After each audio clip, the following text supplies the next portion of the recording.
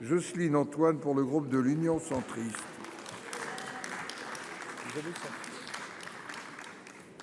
Monsieur le Président, Mesdames et Messieurs les ministres, Madame la Première ministre, mes chers collègues, ma question s'adresse au ministre de l'Agriculture et de la Souveraineté alimentaire, Monsieur Fesneau.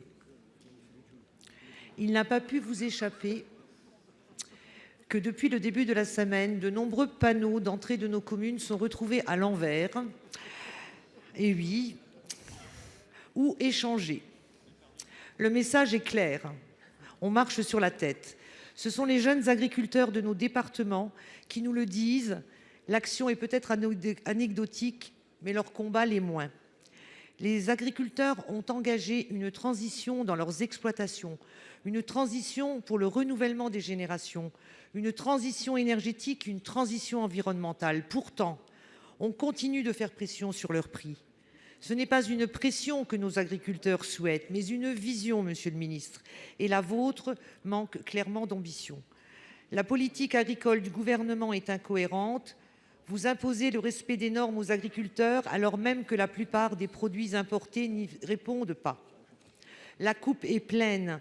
Le monde agricole exprime son exaspération. Et pourtant, c'est encore avec des actions syndicales respectueuses des biens et des personnes que les agriculteurs nous alertent cette semaine.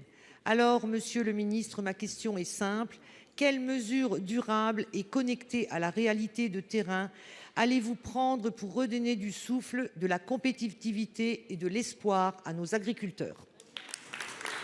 Merci. Pour vous répondre, la parole est au ministre de l'Agriculture et de la Souveraineté alimentaire, Monsieur Marc Fesneau. Vous avez la parole. Président, merci beaucoup, Monsieur le Président, Mesdames et Messieurs les sénateurs, Madame la sénatrice. Ce n'est pas une action anecdotique.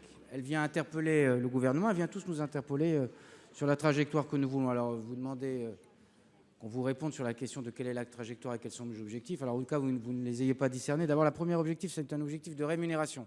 C'est les lois Egalim 1, Egalim 2, la loi Descrozaille qui a été votée dans les deux assemblées qui ont permis de travailler sur la rémunération, même s'il y a des progrès à faire. Je ne croiserai pas un agriculteur, vous ne croiserez pas un agriculteur qui dise qu'il fasse supprimer ces lois. Il faut aller plus loin, mais on sait que sur un certain nombre de produits, la question de la rémunération est importante. Le deuxième sujet, pour vous donner des éléments concrets, parce que j'ai l'impression que vous en manquez, sur la question des assurances. Nous avons voté, vous avez voté à l'Assemblée nationale et ici au Sénat un texte qui vient profondément modifier le système assurantiel et qui vient garantir la résilience du système. Puis après, il faut qu'on ait un cap. Le cap qu'on a, c'est le cap de la souveraineté et le cap de la transition, parce qu'il n'y aura pas l'un sans l'autre. Pour que nous puissions assumer la souveraineté, on a besoin d'assumer aussi des transitions, en particulier celles liées au dérèglement climatique. Pour ça, nous avons un outil qui a été travaillé avec les professionnels agricoles, qui est celui de la planification. Nous avons besoin de planification pour voir si les injonctions que nous souhaitons, les objectifs d'augmentation de production de biomasse, de souveraineté alimentaire, peuvent permettre de répondre aux autres injonctions que nous avons sur l'eau, sur les produits phytosanitaires. Ça, c'est les objets de planification. Puis le troisième sujet, pour être crédible, nous avons besoin de moyens. Et ça, c'est le budget que vous examinerez prochainement. C'est plus d'1,3 milliard d'euros sur l'année 2024. C'est un budget sans précédent en termes d'augmentation et sans précédent en termes de montant. Donc une trajectoire, une planification, des moyens financiers. Par ailleurs, vous avez évoqué la question du pacte et de la loi de l'orientation.